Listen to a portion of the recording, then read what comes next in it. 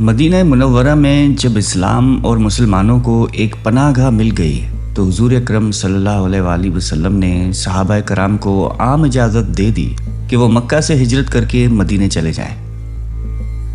جب کفار قریش کو پتہ چلا تو انہوں نے روک ٹوک شروع کر دی، مگر چھپ چھپ کر لوگوں نے ہجرت کا سلسلہ جاری رکھا، یہاں تک کہ رفتہ رفتہ بہت سے صحابہ کرام مدینہ منورہ چلے گئے۔ صرف وہی حضرات مکے میں رہ گئے جو یا تو کافروں کی قید میں تھے یا اپنی مفلسی کی وجہ سے مجبور تھے۔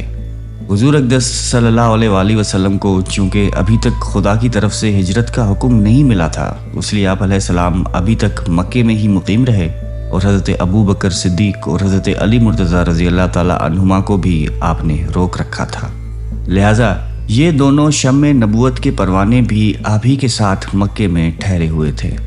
جب مکہ کے کافروں نے یہ دیکھا کہ آپ علیہ السلام اور مسلمانوں کے مددگار مکہ سے باہر مدینے میں بھی ہو گئے ہیں، جب مکے کے کافروں نے یہ دیکھ لیا کہ آپ علیہ السلام اور مسلمانوں کے مددگار مکے سے باہر مدینے میں بھی ہو گئے اور مدینے جانے والے مسلمانوں کو انصار نے اپنی پناہ میں لے لیا ہے، تو کفار مکہ کو یہ خطرہ محسوس ہونے لگا کہ کہیں ایسا نہ ہو کہ محمد بھی مدینے چلے جائے اور وہاں سے اپنی فوج لے کر مکہ پہ چڑھائی نہ کر دیں۔ چنانچہ اس خطرے کا دروازہ بند کرنے کے لیے کفار مکہ نے اپنے پنچایت گھر میں ایک بہت بڑی کانفرنس منعقد کی، اور یہ کفار مکہ کا ایسا زبردست نمائندہ اجتماع تھا کہ مکے کا کوئی بھی ایسا دانشور اور با اثر شخص نہیں تھا جو اس کانفرنس میں شریک نہ ہوا ہو۔ خصوصیت کے ساتھ ابو سفیان، ابو جہل، عتبہ، جبیر بن مطعم، نضر بن حارث وغیرہ وغیرہ تمام سرداران قریش اس مجلس میں موجود تھے۔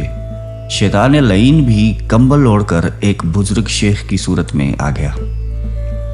قریش کے سرداروں نے نام و نسب پوچھا تو بولا کہ میں شیخ نجد ہوں اور اس لیے کانفرنس میں آیا ہوں تاکہ میں تمہارے معاملے میں اپنی رائے بھی پیش کر دوں۔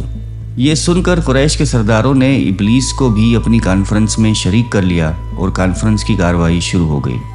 جب آپ علیہ السلام کا معاملہ پیش ہوا تو پنچایت نے یہ رائے دی کہ ان کو کسی کوٹھڑی میں بند کر کے ان کے ہاتھ پاؤں باندھ دو اور ایک سوراخ سے کھانا پانی ان کو دے دیا کرو۔ شیخ نجدی جو کہ شیطان تھا، اس نے کہا کہ یہ رائے اچھی نہیں ہے، خدا کی قسم اگر تم لوگوں نے اس کو کسی مکان میں قید کر دیا تو یقیناً ان کے جان نثار اصحاب کو ان کی خبر لگ جائے گی اور وہ اپنی جان پر کھیل کر ان کو قید سے چھڑا لیں گے۔ ابو الاسود نے یہ مشورہ دیا کہ ان کو مکہ سے نکال دو تاکہ یہ کسی دوسرے شہر میں جا کر رہیں، اس طرح ہم کو ان کے قرآن پڑھنے اور تبلیغ اسلام سے نجات مل جائے گی۔ یہ سن کر شیخ شیطان نے بگڑ کے کہا کہ تمہاری اس رائے پہ لعنت، کیا تم لوگوں کو معلوم نہیں کہ محمد کے کلام میں کتنی مٹھاس اور تاثیر اور دلکشی ہے؟ خدا کی قسم اگر تم لوگ ان کو شہر بدر کر کے چھوڑ دو گے تو یہ پورے ملک عرب میں لوگوں کو قرآن سنا سنا کر تمام قبائل عرب کو اپنا تابع فرما لیں گے، اور پھر اپنے ساتھ ایک عظیم لشکر کو لے کر تم پر ایسی یلغار کریں گے کہ تم ان کے مقابلے سے عاجز و لاچار ہو جاؤ گے۔ اس لیے ان کو جلا وطن کرنے کی تو بات ہی مت کرو۔ ابو جہل نے کہا کہ صاحبو، میرے ذہن میں ایک ایسی رائے ہے جو ابھی تک کسی کو نہیں سوجھی۔ یہ سن کر سب کے کان کھڑے ہو گئے اور سب نے اشتیاق کے ساتھ پوچھا کہ فرمائیے وہ کیا ہے؟ تو ابو جہل نے کہا کہ میری رائے یہ ہے کہ ہر قبیلے کا ایک ایک مشہور بہادر تلوار لے کر اٹھ کھڑا ہو اور سب حملہ کر کے محمد کو قتل کر ڈالے۔ اس تدبیر سے خون کرنے کا جرم تمام قبیلوں کے سر پہ رہے گا۔ ظاہر ہے کہ خاندان بنو ہاشم اس خون کا بدلہ لینے کے لیے تمام قبیلوں سے لڑنے کی طاقت نہیں رکھ سکتے۔ یقیناً وہ خون بہانے پر راضی ہو جائیں گے اور ہم لوگ مل جل کر آسانی کے ساتھ خون بہا کی رقم ادا کر دیں گے۔ ابو جہل کی یہ خونی تجویز سن کر شیخ نجدی مارے خوشی کے اچھل پڑا اور کہا کہ بے شک یہ تدبیر بالکل درست ہے، اس کے سوا اور کوئی تجویز قابل قبول نہیں ہو سکتی۔ چنانچہ تمام شرکائے کانفرنس نے اتفاق رائے سے اس تجویز کو پاس کر دیا اور مجلس شورا برخاست ہو گئی، اور ہر شخص یہ خوفناک عزم لے کر اپنے اپنے گھر چلا گیا۔ خداوند قدوس نے قرآن مجید کی آیت میں اس کا واقعہ ذکر فرماتے ہوئے ارشاد فرمایا کہ اے محبوب، یاد کیجئے جس وقت کفار آپ کے بارے میں خفیہ تدبیر کر رہے تھے کہ آپ کو قید کر دیں گے یا قتل کر دیں گے یا شہر بدر کر دیں گے، یہ لوگ خفیہ تدبیر کر رہے تھے اور اللہ خفیہ تدبیر کر رہا تھا، اور اللہ کی پوشیدہ تدبیر سب سے بہتر ہے۔ اللہ تعالیٰ کی خفیہ تدبیر کیا تھی؟ جب کفار حضور اکرم صلی اللہ علیہ وآلہ وسلم کے قتل پر اتفاق کر کے کانفرنس ختم کر چکے اور اپنے اپنے گھروں کو روانہ ہو گئے، تو حضرت جبرائیل امین رب العالمین کا حکم لے کر نازل ہو گئے کہ اے محبوب، آج رات کو آپ اپنے بستر پہ نہ سوئیں اور ہجرت کر کے مدینہ تشریف لے جائیں۔ چنانچہ عین دوپہر کے وقت حضور اکرم صلی اللہ علیہ وآلہ وسلم حضرت ابوبکر صدیق رضی اللہ تعالیٰ عنہ کے گھر تشریف لے گئے اور حضرت ابوبکر صدیق سے فرمایا کہ سب گھر والوں کو ہٹا دو، کچھ مشورہ کرنا ہے۔ حضرت ابوبکر صدیق رضی اللہ تعالیٰ عنہ نے عرض کیا کہ یا رسول اللہ، آپ کی اہلیہ حضرت عائشہ رضی اللہ تعالیٰ عنہ کے سوا اور کوئی نہیں ہے۔ آپ علیہ السلام نے فرمایا کہ اے ابوبکر، اللہ تعالیٰ نے مجھے ہجرت کی اجازت فرما دی ہے۔ حضرت ابوبکر صدیق رضی اللہ تعالیٰ عنہ نے عرض کیا کہ میرے ماں باپ آپ قربان، مجھے بھی ہمراہی کا شرف عطا فرمائیے۔ آپ علیہ السلام نے ان کی درخواست منظور فرما لی۔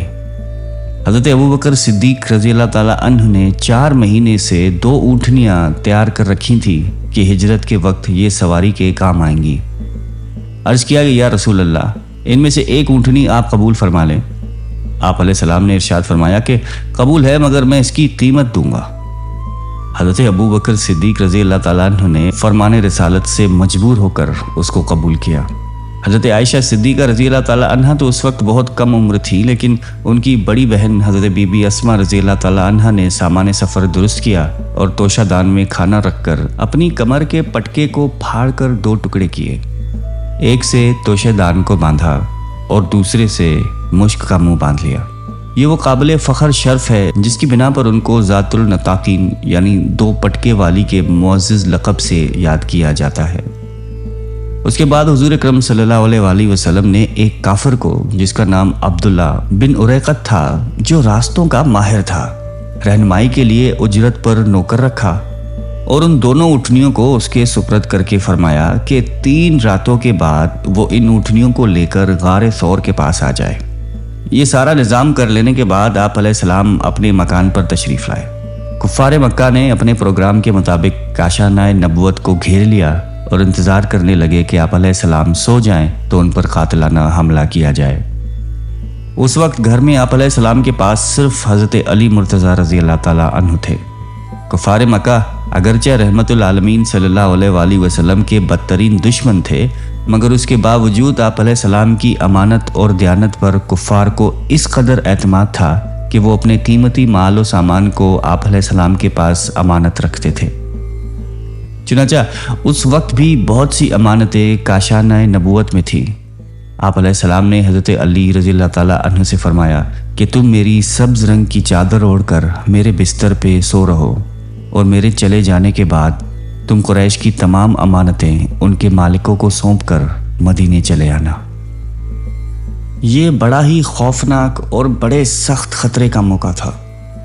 حضرت علی کو یہ معلوم تھا کہ کفار مکہ آپ علیہ السلام کے قتل کا ارادہ کر چکے ہیں، مگر آپ علیہ السلام کے اس فرمان سے کہ تم قریش کی ساری امانتیں لوٹا کر مدینے چلے آنا، حضرت علی کو یقین کامل تھا کہ میں زندہ رہوں گا اور مدینے پہنچوں گا۔ اس لیے آپ علیہ السلام کا بستر جو آج کانٹوں کا بچھونا تھا، حضرت علی کے لیے پھولوں کی سیج بن گیا، اور آپ رضی اللہ تعالیٰ عنہ بستر پر صبح تک آرام کے ساتھ میٹھی میٹھی نیند سوتے رہے۔ اپنے اسی کارنامے پر فخر کرتے ہوئے شیر خدا نے اپنے اشعار میں فرمایا، میں نے اپنی جان کو خطرے میں ڈال کر اس ذات گرامی کی حفاظت کی جو زمین پر چلنے والوں اور خانہ کعبہ و حتیم کا طواف کرنے والوں میں سب سے زیادہ بہتر اور بلند مرتبہ ہے۔ حضور اقدس صلی اللہ علیہ وآلہ وسلم نے بستر نبوت پر جان ولایت کو سلا کر ایک مٹھی خاک ہاتھ میں لی اور سورہ یاسین کی ابتدائی آیتوں کو تلاوت فرماتے ہوئے نبوت خانہ سے باہر تشریف لائے اور محاصرہ کرنے والے کافروں کے سروں پر خاک ڈالتے ہوئے ان کے مجمع سے صاف نکل گئے۔ نہ کسی کو نظر آئے، نہ کسی کو کچھ خبر ہوئی۔ ایک دوسرا شخص جو اس مجمع میں موجود نہیں تھا، اس نے ان لوگوں کو خبر دی کہ محمد تو یہاں سے نکل گئے اور چلتے وقت تمہارے سروں پر خاک ڈال گئے ہیں۔ چنانچہ ان لوگوں نے اپنے سروں پر ہاتھ پھیرا تو واقعی ان کے سروں پر خاک اور دھول پڑی ہوئی تھی۔